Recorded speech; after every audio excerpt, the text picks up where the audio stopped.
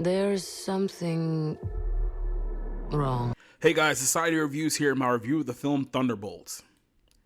The Marvel Cinematic Universe used to be a title that held a lot of weight in Hollywood over the last few years. But in 2025, Marvel is a verifiable shell of itself. Every year, Kevin Feige and the dancing suits at Marvel Studios release a new slew of films they expect the whole world to be excited about, just as they were in 2016. However, it's been over 6 years since Avengers Endgame, and it's about time somebody wakes up to the reality that the longest running cinematic soap opera in history has gone on about 3 seasons too long. You have to be a hardcore comic book fan to even know who the Thunderbolts are. The concept has been seen time and time again. Let's take a group of villains, put them on a team, and force them to do acts of good while attempting to maintain their villainy. DC beat Marvel to this punch almost a decade ago with the movie Suicide Squad, which was a very similar setup to this movie. The difference is that Marvel Studios expects their promotion machine to lead the Thunderbolts past their shortcomings without addressing the fact that the last 6 years have been a slew of mediocre movies with a Marvel logo slapped on a box. And things don't change much this time around either. Thunderbolts takes place several years after the events of 2020's film Black Widow.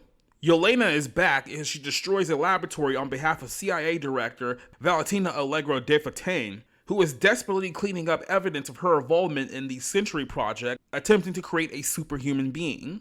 As a result, Valentina has hired a handful of villains that she has associated herself with over the last few years to do her dirty work, only for them to figure out that the evidence that she's trying to get rid of is them. After a failed attempt to cover her tracks, the group, which includes Ghost, the US agent, finds the Sentry, who just so happens to be powerful enough to be his own Avengers team.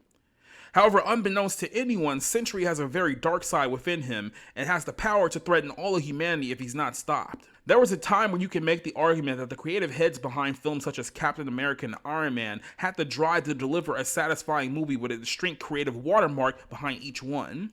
But now we're in the year 2025, where Marvel releases content simply because they announced the project 3 years ahead of time. What you have left is a film that feels like a studio trying to meet its deadline rather than a movie that's trying to create a medium we used to call art. The concept of this film is basically Marvel rolling out a bunch of D-list comic book characters with the hopes of perhaps striking lightning in a bottle like they did 11 years ago with Guardians of the Galaxy. The problem is director Jake Schreier hasn't directed a movie in 10 years, and the last one he did direct was called Paper Towns.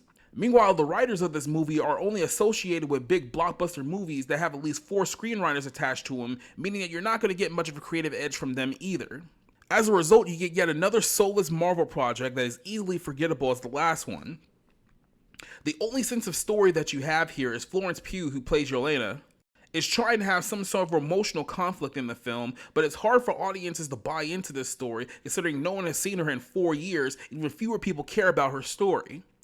The rest of the cast is a bunch of characters from other movies and television shows you are expected to watch before watching this movie. So before you can fully understand what is happening here, you're expected to have watched Black Widow, Ant-Man and the Wasp: Quantumania, Captain America: Civil War, Black Panther, Wakanda Forever, and the Captain America and Winter Soldier Disney Plus show just to understand the plot of this movie.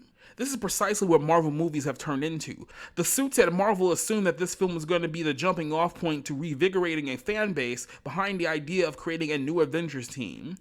Thunderbolts is the latest episode in a series that the creative minds behind the Marvel Cinematic Universe have not realized have died 6 years ago. I give this film a 2 out of 5.